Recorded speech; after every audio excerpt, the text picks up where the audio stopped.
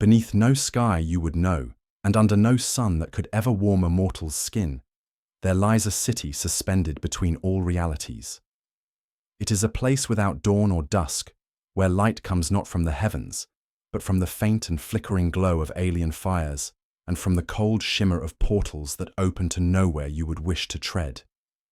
This is Comra. It does not sit upon any planet, nor drift through the void like the vessels of mortal fleets. Instead, it hangs deep within the webway, a labyrinth older than the youngest stars, hidden behind folds in reality, where time does not flow as it does beyond. The webway is a prison of corridors, yes, but also a refuge, a realm of twisted passageways linking 1,000 hidden doors. And somewhere near its blackened heart, Comra blooms like a parasite flower in an endless night. It is not one city, but many, each spire and shadowed quarter built atop another, competing for space and dominance. There are districts so ancient their foundations are lost in legend, and others so new that the blood spilled in their making has yet to fade from the air. No map could ever hold it whole. Streets curve impossibly, bending back upon themselves. Bridges hang suspended over voids whose depths no voice has ever reached. Windows open onto nothing, or worse, to the hidden chambers of those who wait for trespassers. The stillness here is never truly still. Comra is alive, in the way a predator resting in its den is alive. The quiet you hear is its listening, its slow breath, its waiting.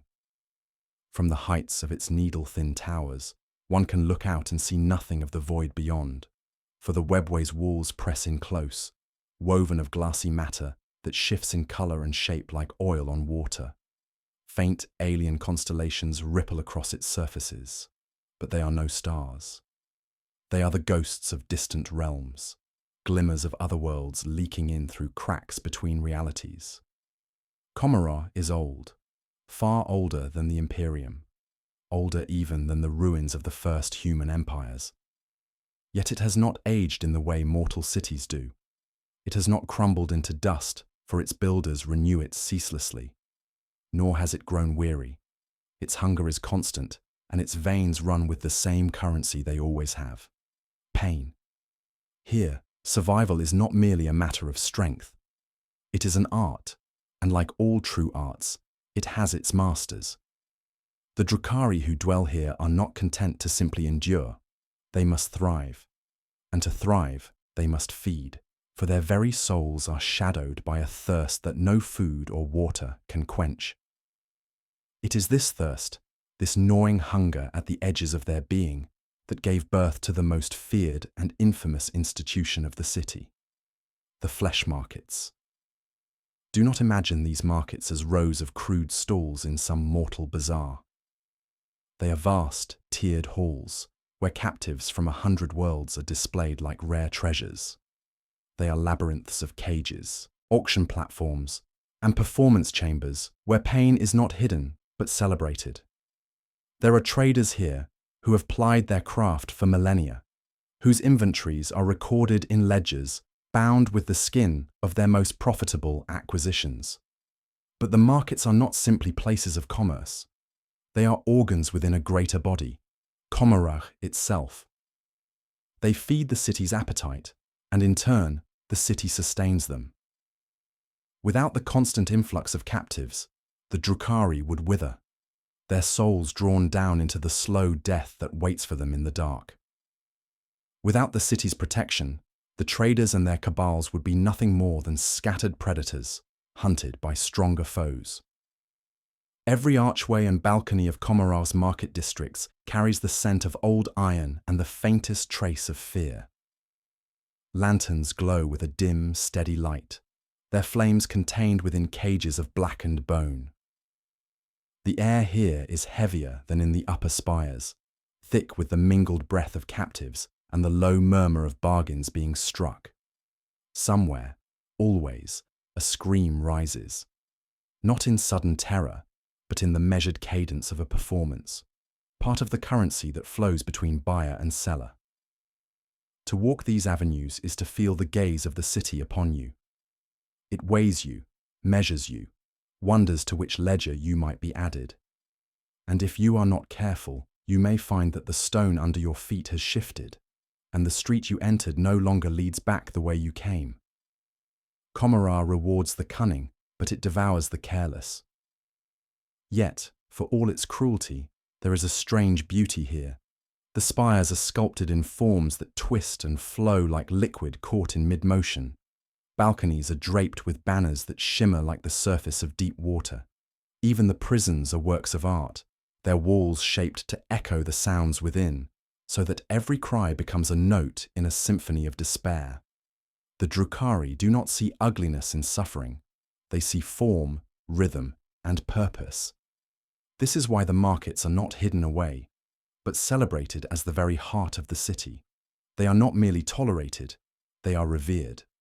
To hold power here is to command the flow of agony itself, to stand at the center of a web whose strands run through every cabal and every spire. Comra remembers the moment it learned to feed, and the markets remember the first drops of fear they ever tasted. But to know the origin of this hunger, to understand why it cannot be sated, we must turn our gaze from the city's present to its earliest days. Before the first stalls were built, before the first archon counted their captives, there was a sin so vast it tore a hole in reality. It was in that wound that Comra found its purpose. And in that wound, the seeds of the flesh markets were sown. Long before Comra's shadowed towers rose within the webway's endless maze, the Eldar once walked beneath open skies. Their worlds shimmered with the light of countless stars, and their cities sang with the gentle music of crystal and stone. Yet even in that age of brilliance, a dark wound festered beneath the surface, a craving that grew beyond control. The Eldar were a people of exquisite passions, whose very souls were finely attuned to sensation. They sought pleasure and beauty in all things, art, sound, and the deepest mysteries of the mind. But their desire became a spiral, ever widening, until it could no longer be contained. Then came the fall. It was not sudden but inevitable, like a shadow slowly stretching over a brilliant sun. The Eldar's excesses, indulgences in every possible form of sensation, opened a rift in the fabric of reality itself. From that rupture emerged the great enemy Slaanesh, a being of such consuming hunger that it devoured not just flesh, but spirit. The birth of Slaanesh was an event of cataclysmic magnitude. Psychic shockwaves surged across the galaxy, tearing apart star systems and shattering the minds of countless Eldar. Worlds were swallowed in flame and madness. Yet, within the shattered lattice of the webway, some enclaves remained, pockets of refuge where the Eldar sought to escape total annihilation. But refuge came at a terrible cost. The survivors were changed. They bore the mark of their sin in every fibre of their being. Their souls, once vibrant and radiant, became hollowed and twisted. They hungered, not for sustenance, but for the pain and suffering of others. It was a sickness born of survival, a desperate attempt to stave off the slow decay that gnawed at their essence. Thus began the slow transformation of these lost Eldar into the Drukari, the dark kin. Where once they sought beauty and light, now they embraced shadow and torment. Their new home, Comra, was carved from the webway's depths, a city of cruel architecture that echoed their fractured souls. Here, in these dark corridors, the first seeds of the flesh markets were sown, not as mere places of trade, but as vital organs in the Drukari's struggle against oblivion. They learned that to feed on the agony of others was to steal moments from the endless hunger clawing at their souls. It was a cruel calculus. The more suffering they harvested, the longer they could delay their own doom. Pain was no longer simply inflicted, it was refined, traded, and elevated to an art form. The flesh markets became arenas of exquisite cruelty and terrible beauty, where captives were both currency and sustenance. This hunger defined the Drukari's existence, It shaped their politics, their rituals, and the very laws by which they lived. Even the greatest cabal or cabal would wither without access to the endless flow of captives, the lifeblood that kept them strong. Yet, despite this grim fate, the Drukari still cling to a fragment of their former selves. Their cruelty is wrapped in elegance, their despair is hidden beneath laughter and cunning. They dance on the knife edge, between survival and damnation, forever haunted by the echoes of the sin that birthed them. To fully grasp the scope of their transformation, we must look deeper still, to those who rose first among them to seize control in this twilight world. The archons, whose cunning and ambition shaped the dark future of the flesh markets, would soon weave the cruelest patterns in the endless night. In the shifting shadows of Comra's labyrinthine spires, power took a new form.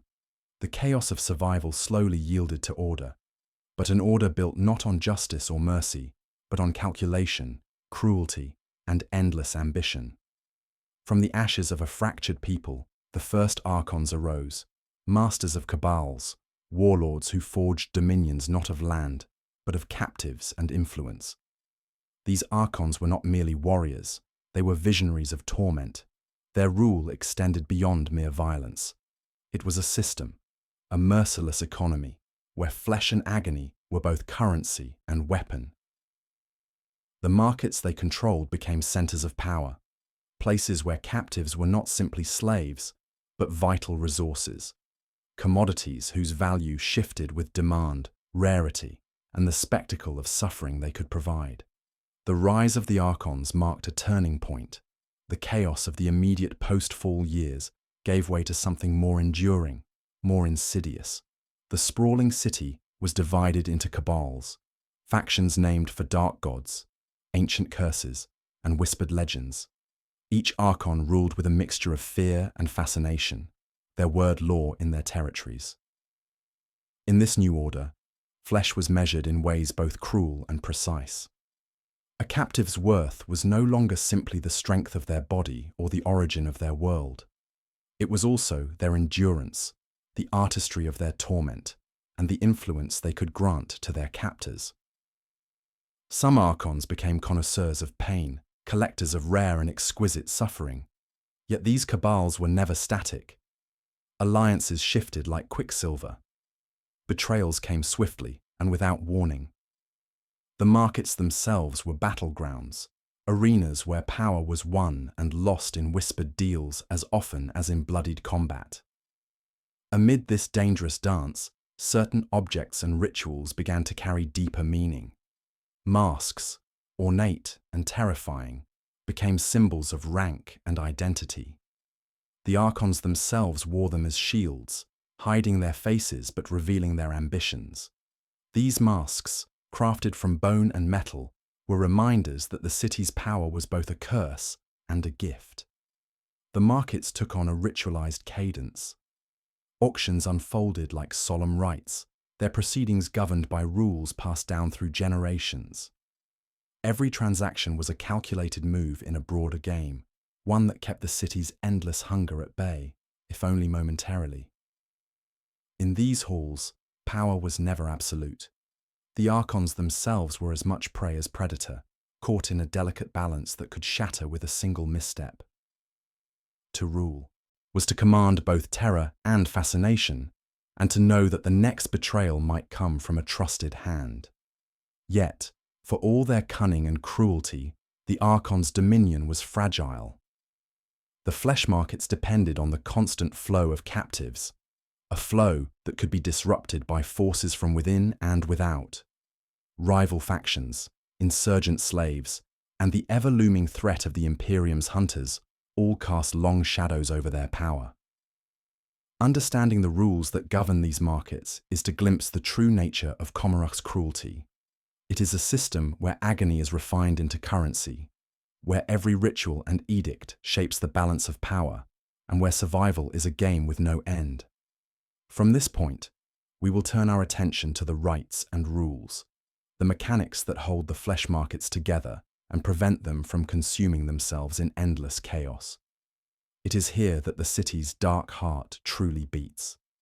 Beneath the cold glow of fractured crystals and the endless shadows of Comra, the flesh markets pulse with a rhythm older than any mortal could trace.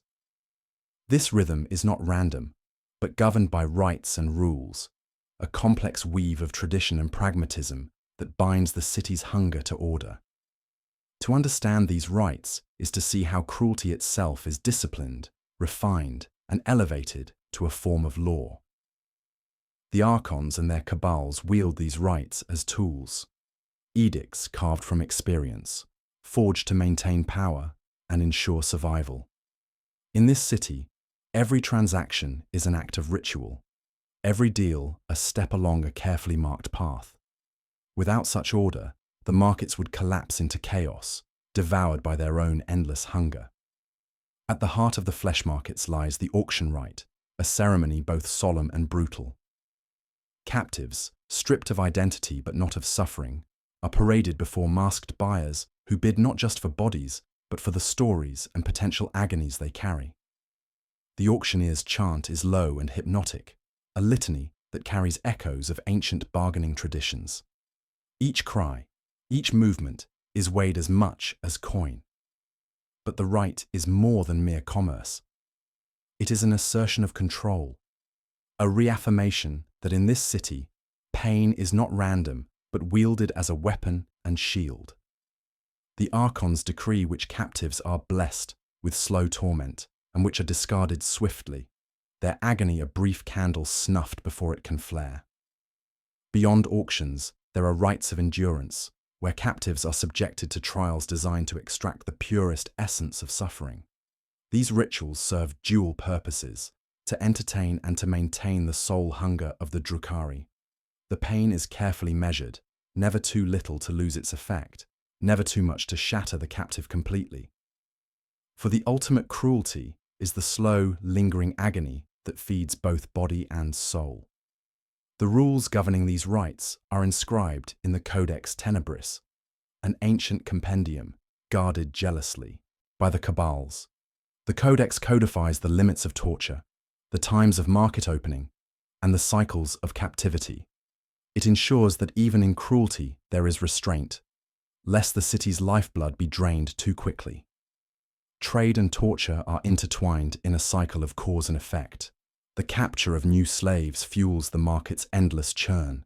Without fresh suffering, the archons' power wanes, their souls corroded by hunger. Thus, raids beyond the webway's shelter are constant, swift, brutal strikes into real space to replenish the supply. Yet, these rituals also have a quieter side. Among the captives, whispered rites of hope and despair intertwine. Some find fleeting solace in shared pain. Others are broken by isolation. The markets are as much prisons of the mind as of the body, where every scream echoes with lost memories and stolen futures. In this balance of pain and profit, the flesh markets persist. They are a paradox, places of horror, yet arenas where the rules of survival are meticulously maintained. Here, cruelty is not chaos but a dark order, and understanding that order is key to grasping the true nature of Comra's terror. As we step deeper into this grim economy, we will next explore the roles of those who enforce these rites, the fierce and enigmatic hemunculi, whose twisted science and artistry sustain the market's dark heartbeat. In the deepest shadows of Comra's endless spires, where the light itself seems to hesitate, there dwell those whose craft turns suffering into both weapon and art. The hemunculi, twisted surgeons and alchemists of agony, are the unseen architects of the flesh market's dark pulse. They are the keepers of secrets older than the city itself, masters who shape flesh and spirit to feed the Drukari's eternal hunger. Unlike the warlords who command armies or the traders who deal in captives, the hemunculi operate in the silent spaces between. Their laboratories are cryptic sanctuaries where flesh is dissected, reforged, and animated anew. Here, pain is distilled into essence, transformed from mere torment into a vital currency that sustains the city's fragile equilibrium. These artisans of agony are not driven by cruelty alone. though their work manifests cruelty in its purest form. They pursue knowledge, forbidden science twisted by dark will and necessity. Through rites of fleshcraft, they prolong life beyond natural limits, granting their masters unnatural longevity, while binding souls ever tighter to the shadow of decay. The hemunculi's craft is a paradox. It is both creation and destruction, a slow dance on the edge of madness and genius. They are known for grotesque experiments, grafting limbs, sewing together disparate parts, and awakening constructs that defy nature. Their creations haunt the markets and battlefields alike, embodiments of suffering given form, yet their influence extends beyond flesh. The hemunculi oversee the Codex Tenebris, ensuring that the rites of pain are observed with precision. Their judgments carry weight in the cabals, for without their science, the flesh markets would collapse into disarray, their agony dissipating like smoke on the wind. Within their sanctuaries, whispers speak of arcane bargains and dark pacts, not just with mortal powers, but with eldritch forces that dwell at the edges of reality. These whispered dealings suggest that the hemunculi's art is tied to the very fate of the Drukari, a fragile tether holding back the slow death that stalks them. The hemunculi's own souls are marked by their craft. Though their bodies may live for centuries, their minds walk ever closer to the abyss. Madness and enlightenment blur in their visions, and many lose themselves in the endless pursuit of perfection in pain. To encounter a homunculus is to face the very embodiment of the city's cruelty and ingenuity. Their presence is a quiet threat, a reminder that in Comra, suffering is both prison and key. As the markets pulse with the homunculi's dark science, a larger cosmic shadow looms. Beyond the city's walls, ancient forces watch and wait. Next, we will explore the twisted cosmology that shapes the Drukari's fate and the hidden bargains that keep their world turning. Beyond the twisted spires of Comra and the darkened halls of the flesh markets lies the labyrinthine expanse of the webway itself, a realm neither fully real nor wholly void. This ancient network of corridors and gates threads through the very fabric of the galaxy, a shadowed passage older than any star, where the boundaries between life, death, and something darker blur and shift. The webway is at once refuge and prison for the Drukari. Its winding paths shelter them from the relentless hunters of the Imperium and the corrosive forces of the warp. Yet this sanctuary is fraught with peril. Ancient terrors slumber in forgotten corners, rifts threaten to unravel whole stretches of passage, and rival factions lurk in its endless folds. The city of Comra, tethered to the webway's heart, draws power from this dark network, but it is also bound by its dangers. The webway's corridors whisper secrets in languages long dead, and its shimmering gates open to realms both wondrous and terrible. It is a place where time dilates, and echoes from distant pasts and futures collide in a slow, haunting dance. The flesh markets themselves depend on the webway's arteries to ferry fresh captives from countless worlds. Raids and kidnappings ripple through the lattice, sending stolen souls hurtling down shadowed veins to their grim fate. Yet these pathways are not always secure. Rival Drukari factions wage quiet wars for control of key gateways, their clashes echoing in the silent halls far from mortal eyes. Beneath the surface of these struggles lies a deeper mystery, a cosmic bargain etched into the very structure of the webway. It is said that the city and its people are bound by ancient pacts with entities that exist beyond mortal comprehension. These bargains grant the Drukari their unnatural longevity and power, but at a terrible price, an endless hunger for suffering that can never be sated. The presence of these ancient forces shapes the fate of every captive, every auction, every whispered deal made in shadowed chambers. The markets are not mere places of cruelty. They are nodes in a vast cosmic network where fate and will intertwine, where power is borrowed and repaid in blood. Yet even within this cosmic dance, there are fissures, moments where the weave of fate threatens to unravel.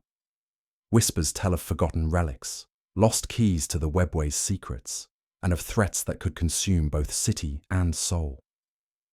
These shadows stir quietly beneath the surface, waiting for the right moment to awaken. As the markets continue their eternal churn, the Drukari walk a path between salvation and damnation, their fate intertwined with the dark heart of the webway. In our next chapter, we will turn our gaze to a place outside the city, the black heart of the raids themselves, where captives are torn from worlds and brought into this nightmare. Beyond the twisting corridors of the webway and the eternal spires of Comra lie countless worlds, bright and dark, teeming with life and ruled by fragile orders. From these worlds come the captives, stolen in silent storms that arrive without warning and vanish without trace. These are the black raids, the grim lifeblood of the flesh markets, where death and despair are sowed to feed a hunger born in shadow. The black raids are not random acts of violence but calculated strikes, honed over millennia by the Drukari's ruthless strategists. They select their targets with precision, focusing on worlds whose capture will yield the rarest and most potent souls. Those whose suffering will resonate longest in the dark heart of the markets. These raids are swift and devastating, unfolding under the cover of darkness or in the blinding brilliance of starfire. The Drukari strike from the webway, slipping unseen through hidden gates before shattering into deadly swarms upon unsuspecting worlds. Entire settlements vanish in moments, their people torn from the flesh of their homes to become currency in Comra's cruel economy. But it is not only the captives' bodies that are taken. The Drukari seek to harvest their very essence, their memories and fears, locking these intangible treasures within the cruel cages of the flesh markets. Each captive is a repository of pain and experience, a unique song in the symphony of suffering. Survivors of these raids are rare, but their whispered tales speak of terror beyond imagining. The suddenness of the assault, the precision of the killers, and the cold indifference to life leave scars not only on the flesh, but on the minds of entire worlds. These memories, though fragmented, ripple through the galaxy as warnings and omens. Within Comra, the spoils of these raids fuel endless rivalries. Cabals and cabalites vie for control over new captives. Their auctions a dance of power and deception. Every captive is a prize, a weapon, and a symbol. Their suffering weaves the threads that hold the city's fragile order together. Yet even as the markets thrive on this cycle of capture and torment, there is an underlying fragility. Each raid risks provoking greater forces, the Imperium's relentless hunters, or worse, entities that dwell beyond the stars. The balance is delicate, a tightrope walked with deadly care. Understanding the black raids is to glimpse the wider web of cruelty that extends far beyond Comra's walls. It is to see the city's hunger reflected in the broken worlds it devours, and the shadows cast by its endless hunger.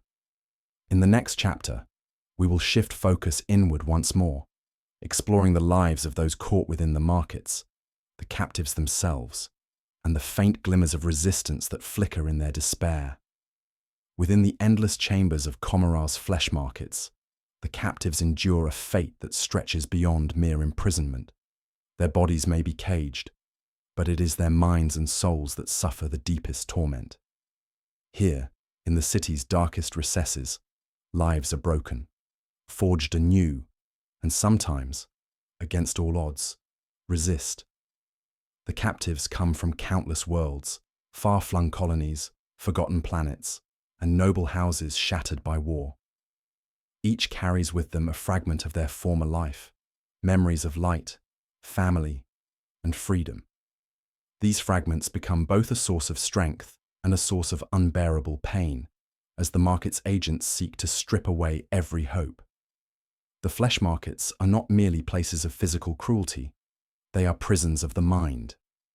Captives are subjected to rituals designed to fracture their identities, mind-breaking drugs, whispered lies, and carefully orchestrated terror. These techniques erode will and sense of self, preparing the captives for the auctions where their suffering will be bartered. Yet, even in this bleakness, Sparks of resistance sometimes flicker. Small acts of defiance, a whispered prayer, a stolen glance, a shared story, become lifelines in the darkness. Among some captives, secret networks form, bound by the faint hope that survival is possible, even here. Some captives develop peculiar relationships with their tormentors. There are whispers of captives who become favored, preserved not for mere profit, but for the unique agony their pain can produce. These chosen walk a precarious line between victim and pawn, their fates entwined with the whims of their captors. The rituals of captivity are cruelly precise. The hemunculi's dark science plays its part here, shaping bodies and minds with a surgeon's cold hands. Captives are sometimes modified, enhanced, or broken down to serve the market's insatiable appetite. Beyond physical torment, the captives endure psychological mazes crafted to break their spirits.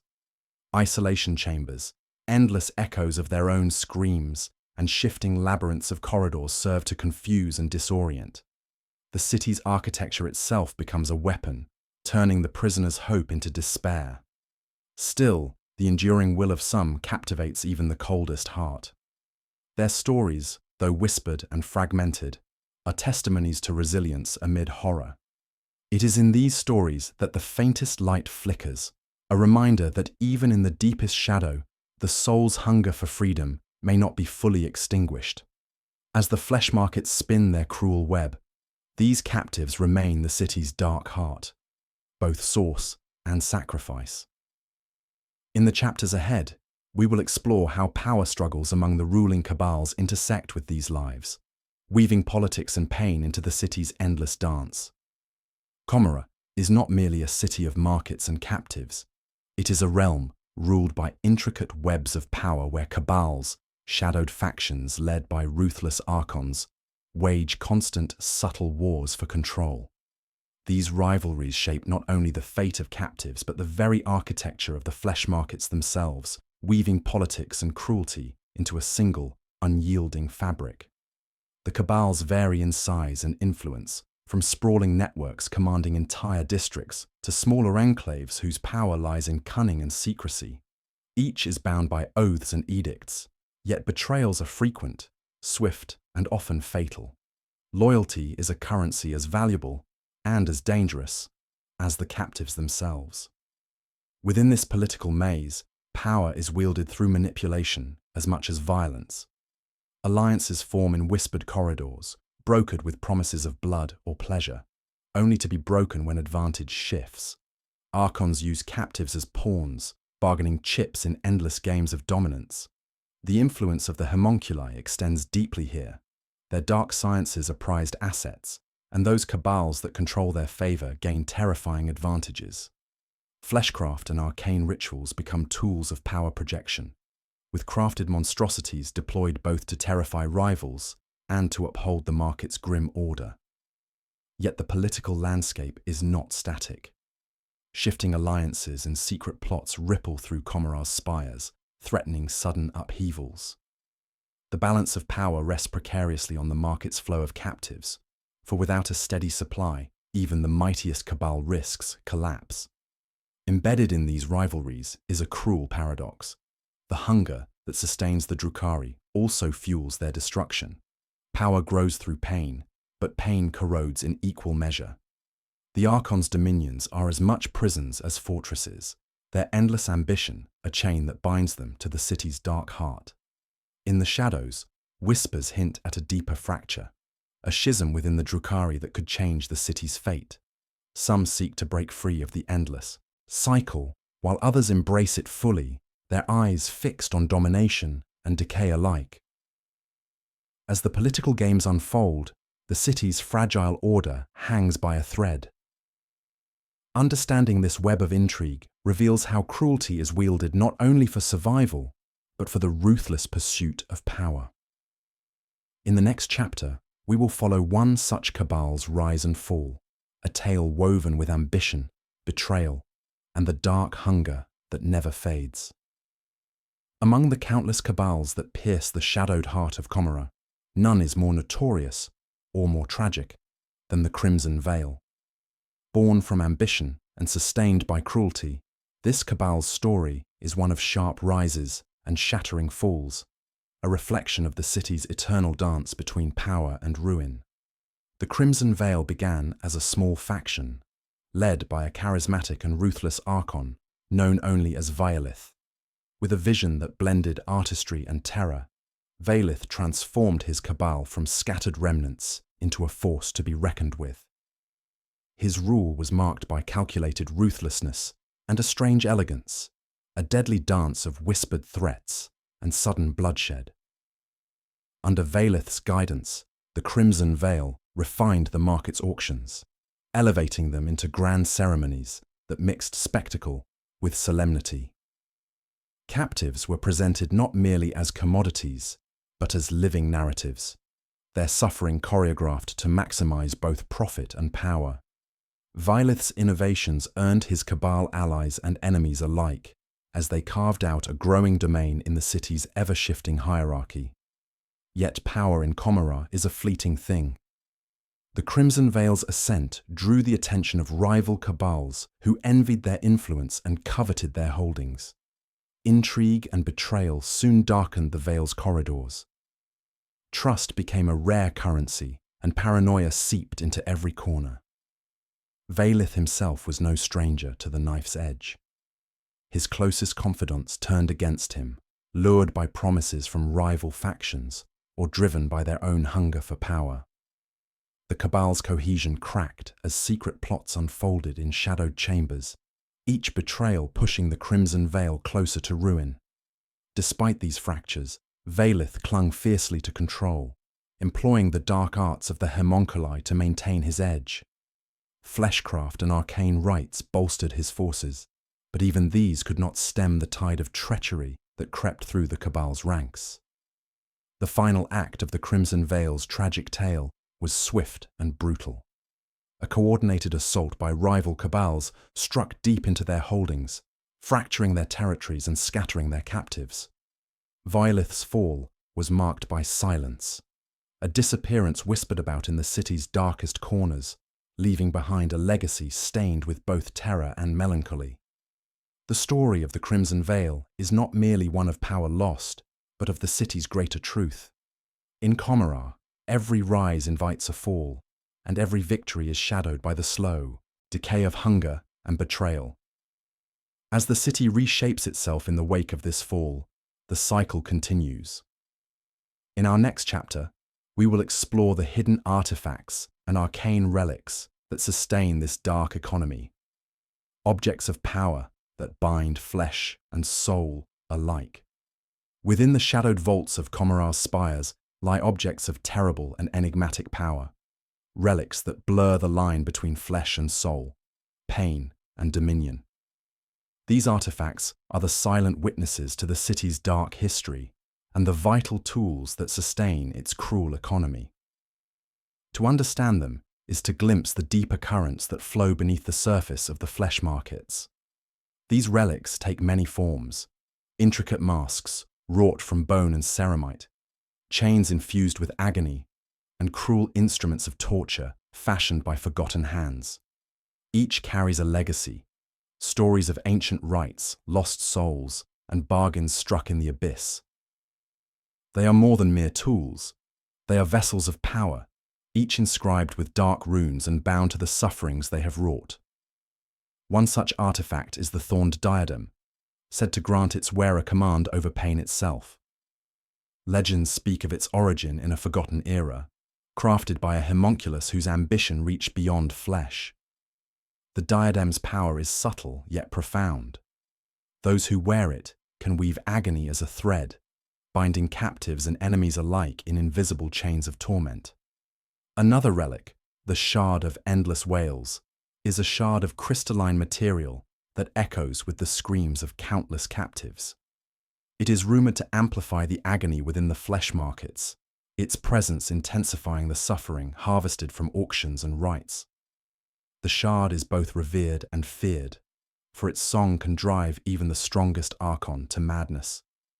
The acquisition and control of these artifacts fuel fierce rivalries among the cabals. Possession grants not just power but prestige, a tangible reminder of one's place in Comra's brutal hierarchy.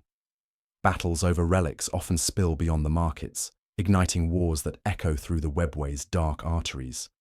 Yet these artifacts also carry a darker cost. Their power is bound to suffering, and those who wield them risk becoming consumed by the very agony they command.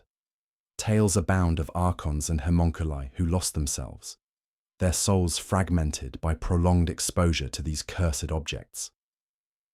Some relics are said to harbour fragments of the great enemy's essence, traces of Slaanesh's birth that continue to ripple through the Drukari's world. This connection adds a layer of dread to their use, as wielding such power draws the wielder ever closer to the abyss.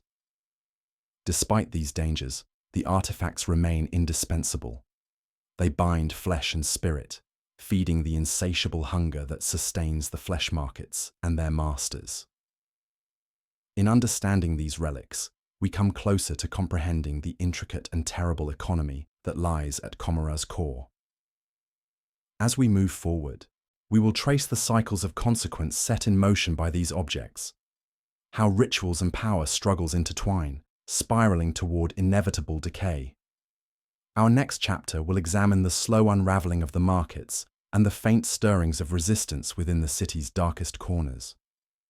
In the dimly lit corridors of Comra, beneath the weight of endless cruelty and whispered betrayals, faint ripples of dissent begin to stir.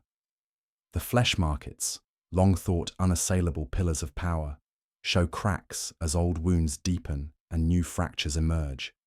This chapter traces the slow unraveling of a dark order, where hope and horror entwine in a delicate, haunting dance.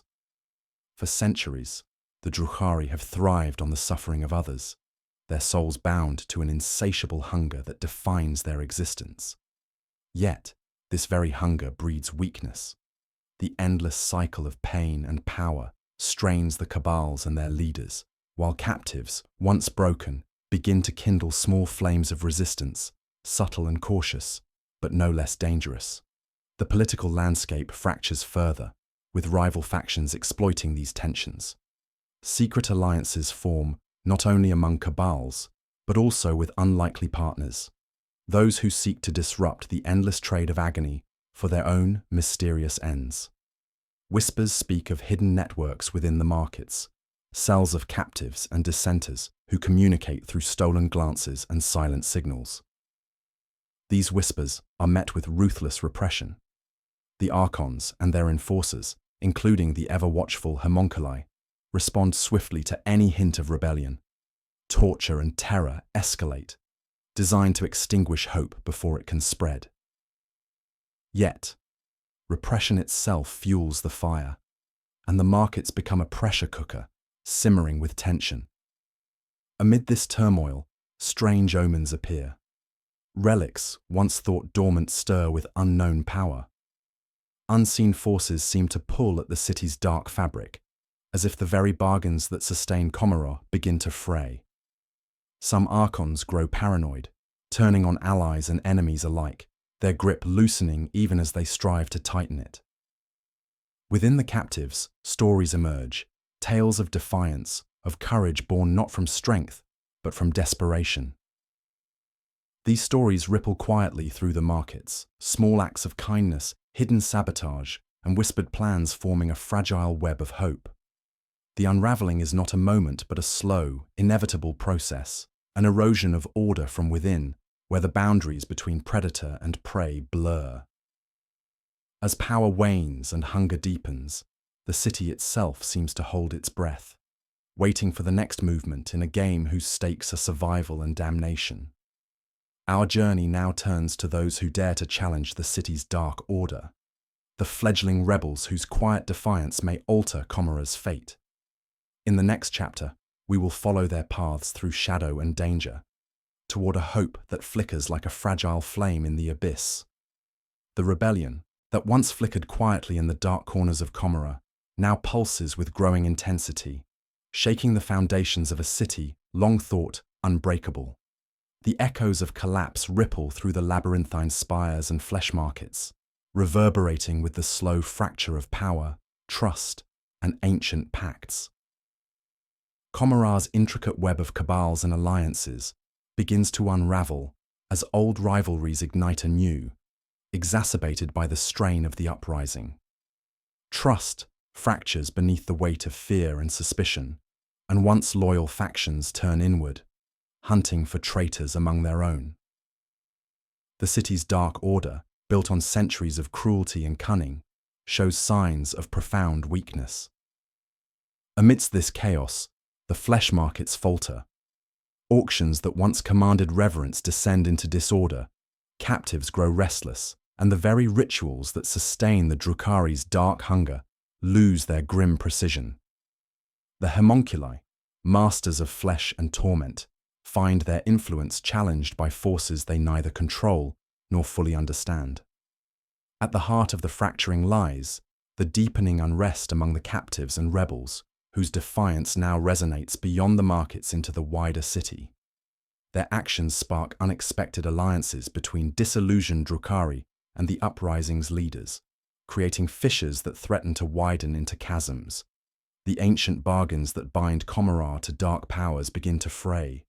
Relics of agony, once sources of strength, become unpredictable, their cursed energies stirring unrest rather than control. Whispers of old entities awakening from slumber echo through the webway, suggesting that the city's fate is tied to forces beyond mortal reckoning. Despite the growing chaos, the Drukari cling to their ambition, desperate to reclaim order and suppress rebellion. The struggle becomes a dance of shadows, where every move risks further fracture, and every victory carries the cost of new wounds. The echoes of collapse are not merely the end of an era, but the beginning of transformation. What will rise from the ruins of Comra remains uncertain, a deeper darkness or the faint dawn of change. This chapter closes a long cycle of pain and power, preparing the way for the final chapter's synthesis.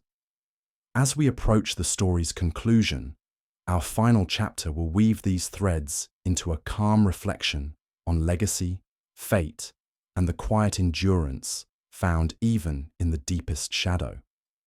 As the shadows lengthen over Comra and the echoes of rebellion fade into a restless hush, the city finds itself at a threshold, neither fully broken nor wholly renewed.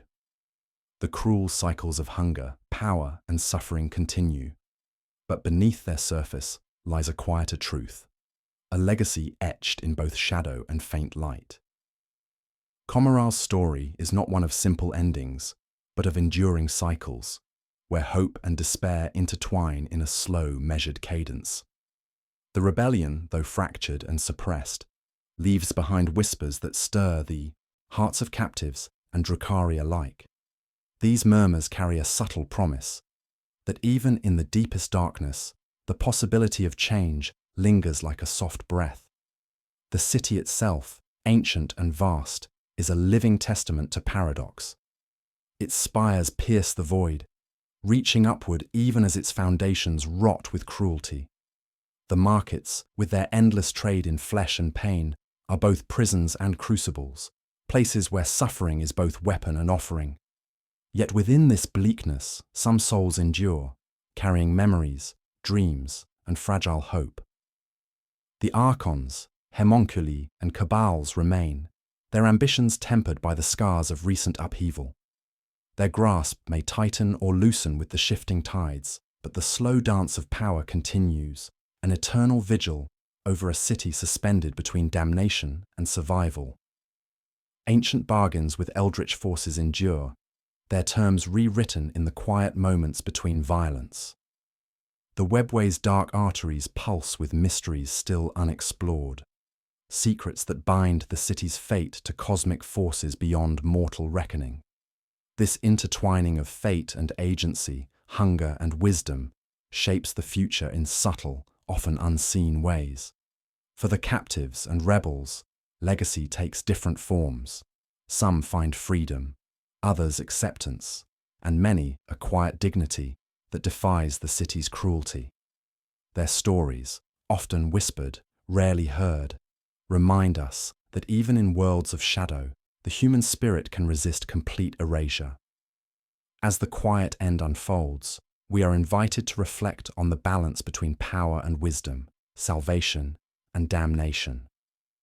Comra's tale is a somber hymn, a mythic reminder that every empire of suffering carries within it the seeds of transformation, even if that transformation is slow and uncertain. This concludes our journey through the flesh market's dark heart. May these stories rest gently upon your mind, a calm echo of a world both terrible and deeply human, as you drift toward rest and quiet dreams.